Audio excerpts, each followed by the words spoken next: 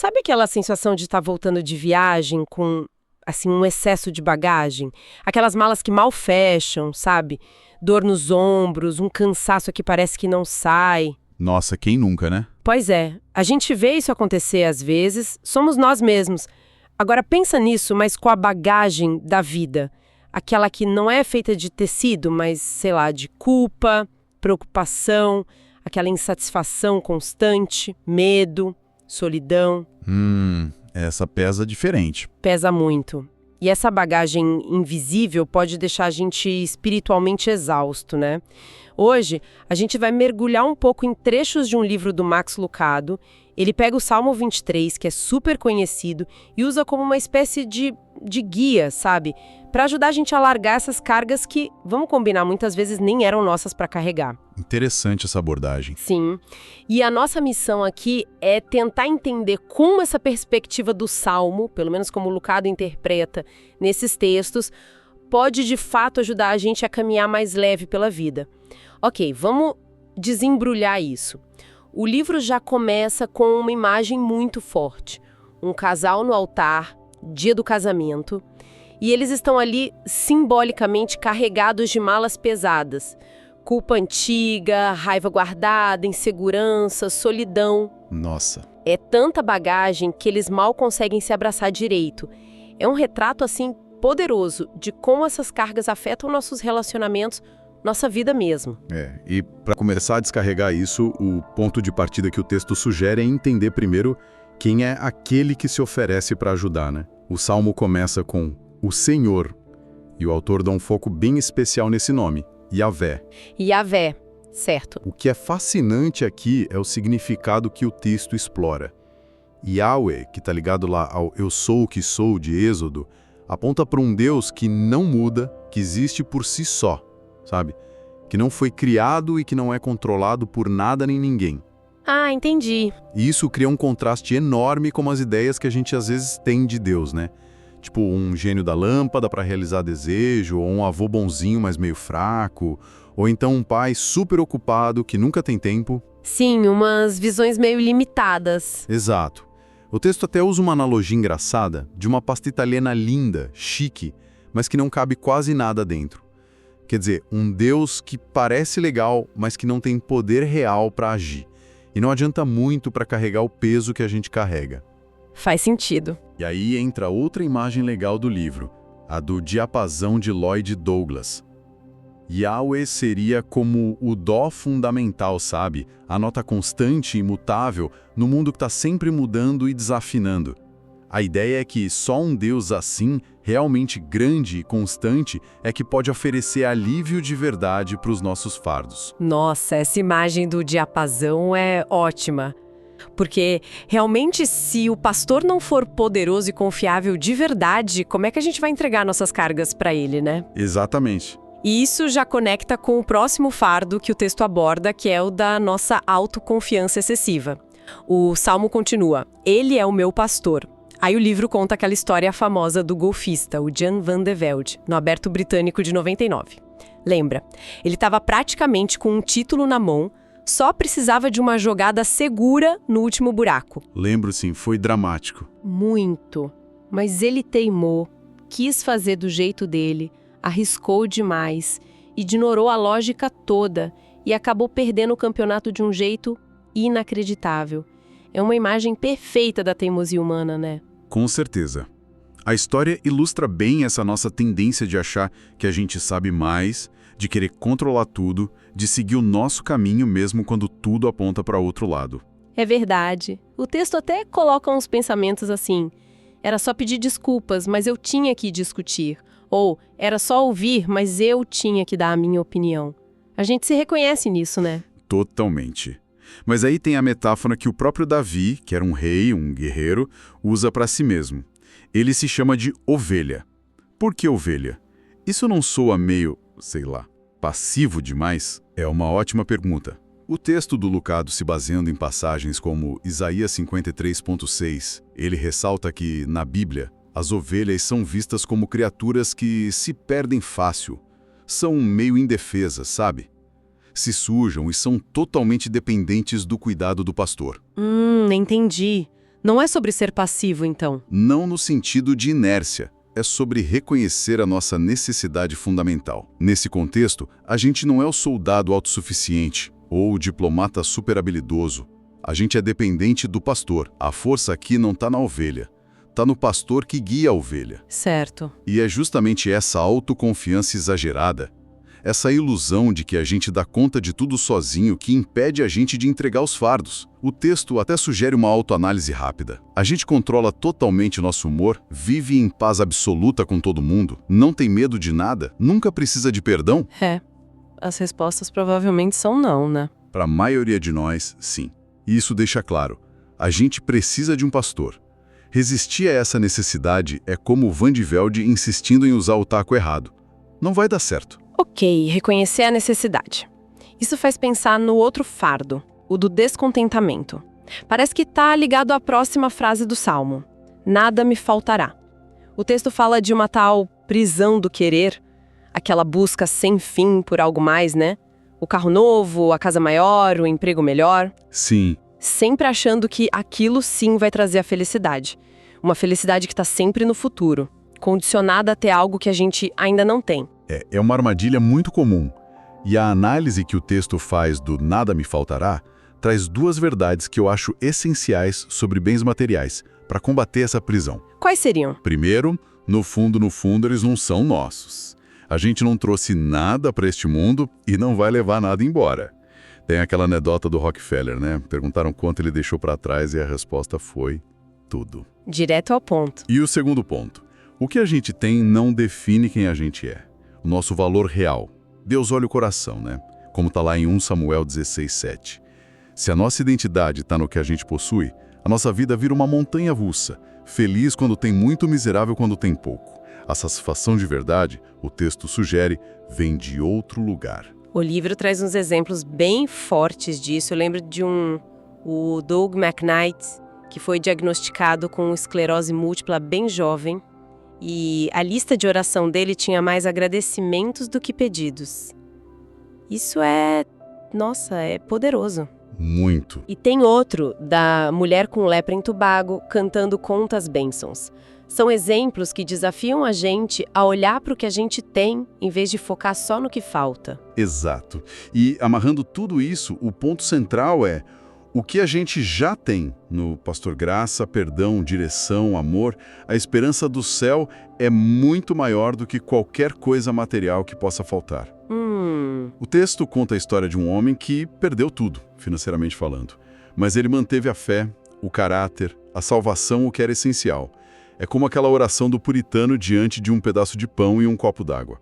Tudo isto e Jesus também. A chave para sair da prisão do querer é reconhecer que o pastor é suficiente. Nada me faltará porque ele é o meu pastor. Falando em suficiência, vamos tocar num fardo que parece que todo mundo carrega hoje em dia: o cansaço. O Salmo diz: deitar-me fazem verdes pastos. O texto menciona como a exaustão, a insônia, viraram quase uma epidemia. O próprio autor admite que luta com o sono às vezes, e isso fez valorizar ainda mais essa promessa de descanso. E tem um detalhe interessante sobre as ovelhas que o texto explora. Elas simplesmente não conseguem deitar e descansar se não se sentirem totalmente seguras. Qualquer coisinha é uma ameaça, tensão ali no rebanho, irritação por causa de inseto ou fome deixa elas de pé, ansiosas. Ah, faz sentido. Por isso o Salmo diz que o pastor faz a ovelha deitar-se. É ele quem cria as condições para o descanso. Interessante isso. E reflete a importância que Deus dá ao descanso. Pensa no mandamento do sábado, lá em Êxodo 20. É super detalhado, né? Proíbe o trabalho de todo mundo da casa, incluindo servos, animais, estrangeiros. Verdade. A mensagem ali, nas entrelinhas, é: olha, se Deus descansou na criação e o universo não desabou, o nosso pequeno mundo também não vai acabar se a gente parar para descansar um pouco. Boa perspectiva. E os verdes pastos? O texto fala algo sobre isso? Porque na Judeia não devia ser algo tão comum, né? Exatamente. Naquela região mais árida, um pasto verde geralmente era resultado de muito trabalho do pastor. Tirar pedra, cavar canal para irrigar, cultivar a terra mesmo. Ah, então não era natural. Muitas vezes não. E a analogia que o texto constrói é que Jesus, nosso pastor, preparou um pasto verde para nossa alma com o trabalho dele lá na cruz. Ele tirou as pedras da nossa condenação, do nosso pecado, e plantou as sementes da graça e da misericórdia, como Paulo fala em Efésios 2,8. O convite é para a gente descansar na obra dele, não nos nossos próprios esforços para tentar alcançar paz ou salvação. Descansar na obra dele. Isso é um alívio imenso para a alma cansada. Mas e o fardo da preocupação? Aquela ansiedade que não deixa a gente dormir direito. O Salmo continua: guia-me mansamente a águas tranquilas. A preocupação é descrita no livro como um saco pesado, cheio de e se, e como é que eu vou? E o custo disso é alto, né? O texto menciona que a palavra grega para preocupação, merimnas, significa literalmente dividir a mente. Ela fragmenta a gente. Nossa! Além disso, causa problema de saúde e, como Jesus mesmo disse lá em Mateus 6,27, é inútil, não acrescenta 1 centímetro na nossa altura, nem 1 hora na nossa vida. O livro até brinca com aquela anedota do cara que contratou alguém para se preocupar por ele. Boa! Mas como o Salmo combate isso, então? Com as tais águas tranquilas. Mas especificamente com a frase, ele guia-me. A ideia central é que Deus dá pra gente o que a gente precisa, quando a gente precisa. Hebreus 4,16 fala de encontrar graça para ajuda em tempo oportuno, na hora certa. Certo. O texto usa a analogia do pai que só entrega as passagens de avião para a família na hora de embarcar, não semanas antes. Deus não dá pra gente hoje a força para os problemas de amanhã. Ele supre o necessário dia após dia, como foi com o maná lá no deserto. Então a chave seria focar na força de hoje para os desafios de hoje. Como diz Mateus 6,34. Basta a cada dia o seu próprio mal. Exatamente isso. O texto cita Sir William Osler e aquela imagem dos navios com compartimentos estanques, sabe? Fechando as portas para o ontem e para o amanhã, vivendo o presente. Sim, lembro dessa imagem. Mesma doença que levou o pai dele. Mas ele escolheu conscientemente não se entregar à preocupação durante a noite, aplicando esse princípio do hoje. É sobre confiar que o pastor que guia a gente hoje vai guiar amanhã também, um passo de cada vez. Essas primeiras frases do Salmo já trazem um alívio enorme, mas a vida tem outros fardos também, né? E os versos seguintes parecem tocar neles. A gente não tem tempo para detalhar todos como fizemos com os primeiros, mas talvez a gente possa olhar para alguns que são bem comuns. Por exemplo, a culpa. Como o Salmo lida com ela? Boa pergunta. O verso 3 diz: guia-me pelas veredas da justiça. O texto do Lucado aborda isso reconhecendo, primeiro, que a gente é injusto por natureza e Deus é perfeitamente justo. A analogia usada é como tentar entrar numa festa super chique levando uma bandeja de biscoitos queimados. Simplesmente não serve. Entendi. A gente não consegue alcançar a justiça de Deus por mérito próprio. Mas aí vem a boa notícia segundo o texto. Deus provê a bandeja certa, que é a justiça de Cristo. Ele menciona 1 Pedro 3,18. É um presente que permite a nossa entrada, aliviando o fardo da culpa de nunca sermos bons o suficiente. Um presente. Isso realmente alivia. E o medo? Principalmente aquele medo mais profundo, o medo da morte, que está ali no verso 4. O vale da sombra da morte. Como fica? Ah, sim, o verso 4 é central para lidar com o medo. Ainda que eu andasse pelo vale da sombra da morte, não temeria mal algum, porque tu estás comigo. A tua vara e o teu cajado me consolam. O ponto crucial que o texto destaca é a companhia divina. Tu estás comigo. Fundamental isso. E o texto até nota uma mudança interessante no Salmo nesse ponto. Davi para de falar sobre Deus e começa a falar com Deus. Fica mais íntimo. E tem a promessa de Jesus lá em João 14 de que ele viria nos buscar.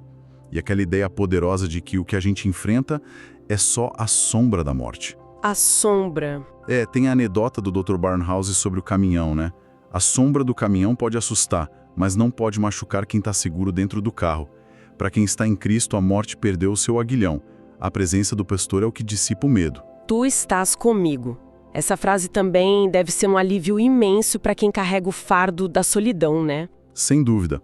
A solidão, como o texto define, não é só a falta de gente por perto, mas a falta de intimidade, de conexão verdadeira. Tem a história da senhora que pagava mais pela água só para ter a visita do entregador, para ter um pouquinho de contato. Que triste, mas real. Muito real. O texto até levanta a possibilidade de que, às vezes, a solidão pode ser um espaço que Deus permite para a gente poder ouvir a música dele mais claramente, sem tanta distração. Mas a promessa essencial do verso 4 é essa companhia constante. Tu estás comigo, que ataca a raiz da solidão existencial. E quando a gente falha, quando a vergonha pesa por causa dos nossos erros, o Salmo parece que fala disso também, né? Sim, no verso 5, preparas uma mesa perante mim na presença dos meus inimigos. E um desses inimigos pode ser a nossa própria vergonha, a acusação que a gente sente. O texto usa a história de Pedro, que negou Jesus e depois voltou a pescar, provavelmente cheio de vergonha. Sim, a história é forte. E o que Jesus faz? Ele vai atrás de Pedro, prepara uma refeição ali na praia, uma mesa como símbolo de restauração, de aceitação apesar da falha. A ceia do Senhor é vista no livro como essa mesa contínua, um convite sempre aberto, bebei dele todos, que nos restaura da vergonha. Que lindo isso. E ligado a isso tem o unges a minha cabeça com óleo, também no verso 5. Fala do cuidado do pastor em curar as feridas, sejam elas causadas pelos outros ou pelos nossos próprios tropeços e desapontamentos. É um toque de cura, de honra, mesmo na nossa fraqueza. Uau.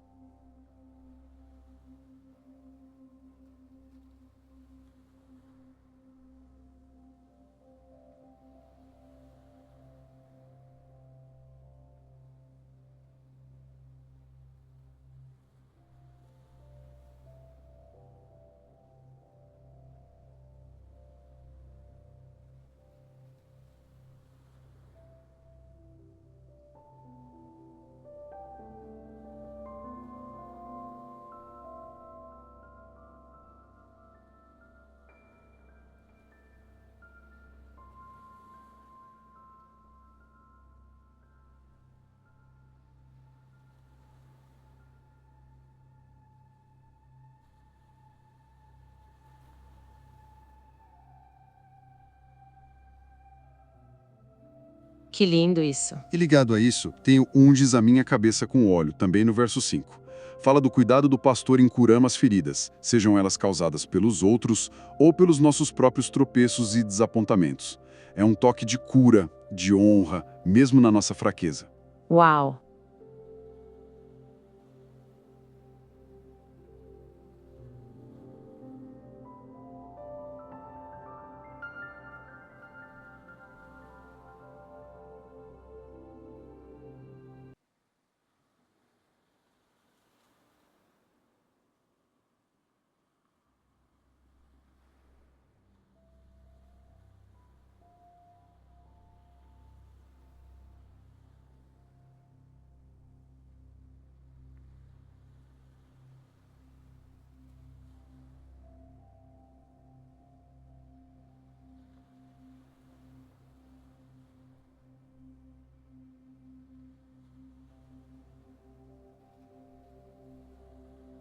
Olhando assim, o Salmo 23 realmente parece um mapa para lidar com tantas cargas pesadas que a gente carrega, né? Recapitulando um pouco, a leitura que o material faz não é de uma vida sem dificuldades, sem os vales escuros ou os inimigos por perto. De jeito nenhum. Mas sim de uma vida onde a gente não precisa carregar todo esse peso sozinho. É um convite constante para confiar no cuidado ativo, presente e suficiente do pastor. O autor até conta uma história engraçada que uma vez ele cochilou no Louvre, de tão cansado que estava de carregar as malas da família. Aham. E ele usa isso como um alerta. A gente não pode deixar a bagagem da vida nos fazer dormir enquanto a beleza e a experiência da vida estão acontecendo ao nosso redor. É uma ótima imagem final. E essa conversa toda, essa análise do Salmo através do Lucado, nos deixa com uma reflexão importante, eu acho. Qual seria? Talvez a jornada não seja sobre se tornar completamente leve, sabe? Sem carga nenhuma antes de chegar ao destino final. Talvez o grande aprendizado seja em como caminhar com os fardos que a vida inevitavelmente traz.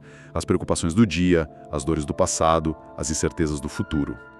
Caminhar com eles. Exato. Mas caminhar com a consciência constante e transformadora de que o pastor está caminhando do nosso lado. Ele nos guia, nos sustenta, nos unge com óleo, prepara a mesa na nossa frente e o mais fundamental de tudo, ele já carregou o fardo supremo, o peso do nosso pecado, lá na cruz. Sim. A verdadeira leveza talvez não esteja na ausência total de peso aqui e agora, mas sim na profundidade dessa companhia e na segurança dessa obra que ele já fez por nós. Isso meio que levanta a questão, né? O que de fato significa viajar leve nessa jornada da vida?